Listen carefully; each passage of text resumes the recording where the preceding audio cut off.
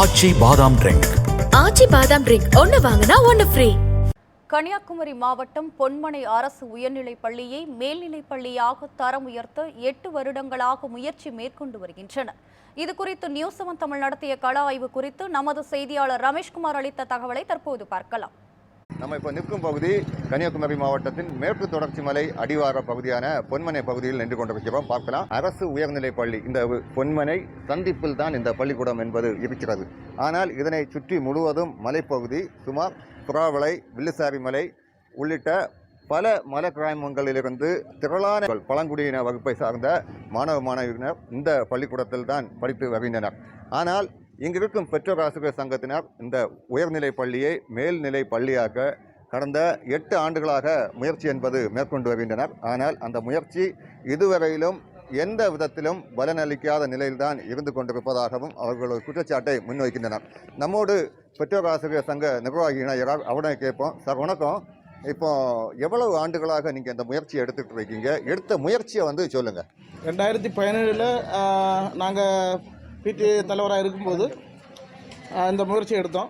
அப்போ இருந்த சிஎம்மும் ஹெச்எம் என்ன சொல்லுவாங்க சொன்னால், வைப்பு தொகை 2 லட்சம் கட்டணும். அப்போ நாங்கள் ஊர் பொதுமக்கள் சார்பிலையும் நம்மளும் கிராம கல்வி வளர்ச்சி குழு அறக்கட்டளை சார்பிலையும் நாங்கள் 2 லட்சம் ரூபா வைப்பு தொகை கட்டி 8 வருஷம் ஆகுது. அப்போ இருந்த அமைச்சர் செங்கோட்டையன், அவர் இதுவரை போட்டது கிடையாது.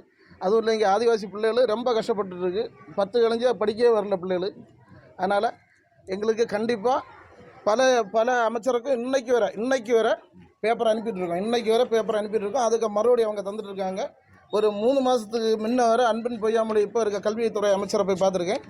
அவங்க சொல்லுவாங்க, இதை உடனே போட்டு விடுவோம் இது ஒரு ஜியோ போடலன்னு சொல்லிட்டு இருக்காங்க. இது ஓர அமைச்சர்மாரும் கல்வித்துறையில் உள்ள ஆட்கள் அனுப்பின பேப்பர்களும் என்கிட்ட இருக்குது. 8 ஆண்டுகளாக எடுத்து வந்த முயற்சியை அவர் தெரிவித்திருக்கிறார். மேலும் பேரூராட்சி தலைவர் அகஸ்டின் நம்மோடு இணைகிறார். இப்போ ஒரு உயர்நிலை பள்ளியை மேல்நிலை பள்ளியாக்க கட்டமைப்புகள் இருக்குது. குறிப்பாக பள்ளிக்கூடத்தில் அதிகம் குழந்தைகள் இருக்கணும். இங்கே எவ்வளோ பிள்ளைகள் படிக்காங்க? இப்போ இங்கே படிக்க முடியாத எத்தனை பிள்ளைகள், எந்தெந்த கிராமங்களை சார்ந்த பிள்ளைகள் பாதிக்கப்பட்டிருக்காங்க? இப்போ 100க்கும் மேற்பட்ட பிள்ளைகள் இப்போ படிச்சுட்டு தான் இருக்கணும். இந்த அப்ளிகேஷன் கொடுத்தமே 128 பிள்ளைகள் இருந்தோம். 100 பிள்ளைகள் இருந்தாலே அன்னைக்கு தள்ளான்னு சொல்லியிருந்தோம், வாக்கு தந்திருந்தது. ஆனால் இதுவரை அதை உயர்த்தலை. பாதிக்கப்படுகிற பிள்ளைகள் என்னென்னா அதிகமாட்டு மலைவாழ் மக்கள், வில்லுசாரி மலை, புறாவளை, காயக்கரை அப்படி உள்ள பிள்ளைகள் என்னென்னா ரொம்ப பாதிக்கப்படணும். அவங்க என்ன 10 வரை எங்கே படிக்கணும், ஆனால் அது கழிஞ்சு படிக்க முடியாத சூழ்நிலையில் அவங்க என்ன படிக்காத வீட்டிலே இருக்கணும். அது விசாரிச்சா தெரியும். ஏன்னா இப்போ நான் ரோடு வசதிகள் நாங்கள் பண்ணி கொடுத்தாச்சு, நேரமையில் இருந்து எல்லாமே பண்ணி கொடுத்துருக்கோம். ஆனால் மக்கள் என்ன முடிச்சுட்டு 10 முடிச்சுட்டு அடுத்து போக முடியாமல் இங்கே இருக்கணும். அதனால் கண்டிப்பாக அதை எங்களை தர வைத்து தரும்.